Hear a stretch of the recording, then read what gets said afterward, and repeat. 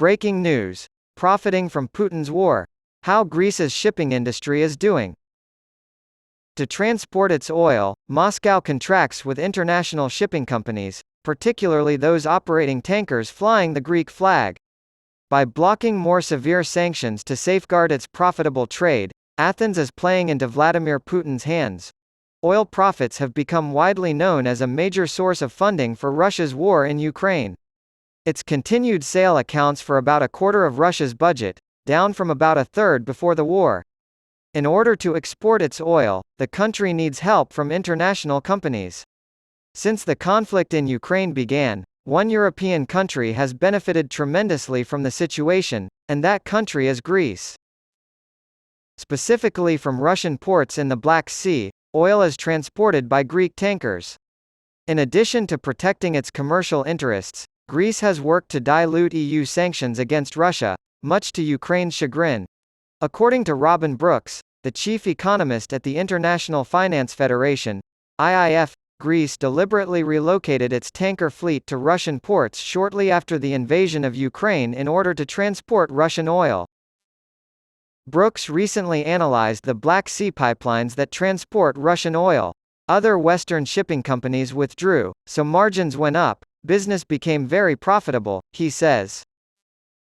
Russia's primary shipping lane for exporting oil to international markets is the Black Sea. Novorossiysk, from which Russian oil is shipped, is one of two important export points. And the CPC pipeline's endpoint, which is primarily responsible for transporting oil from Kazakhstan to Russia.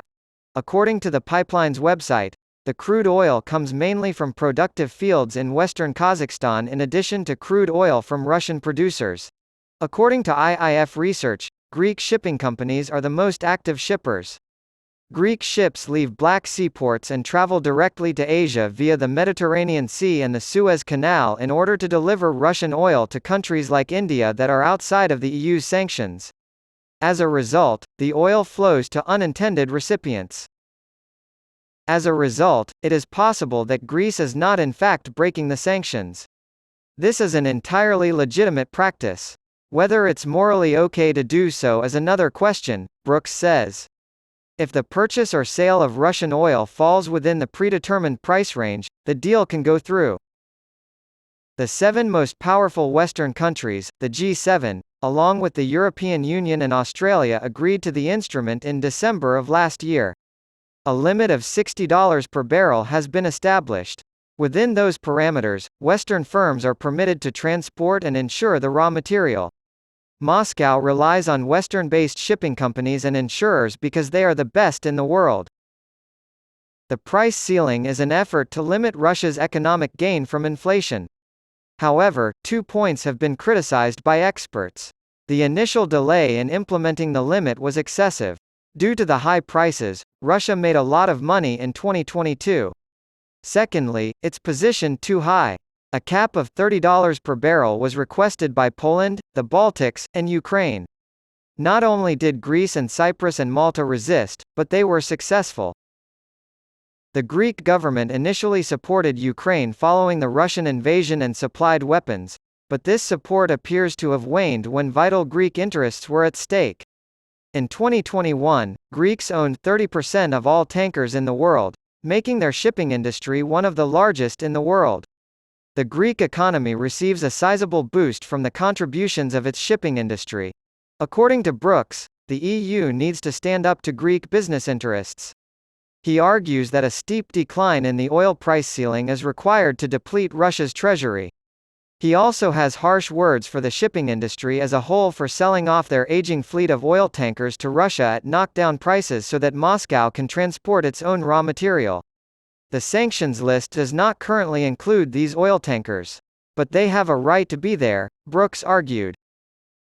An underground fleet transports oil at prices well above the legal cap.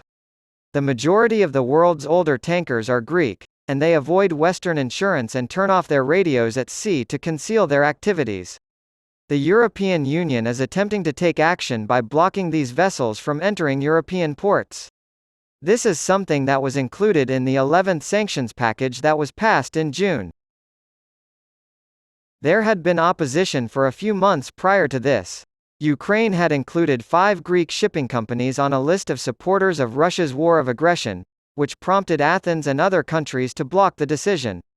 The names were eventually dropped, and the sanctions package went into effect. In early August, after a few weeks of silence, Kyiv demanded that the Greek firms be readmitted to the blacklist.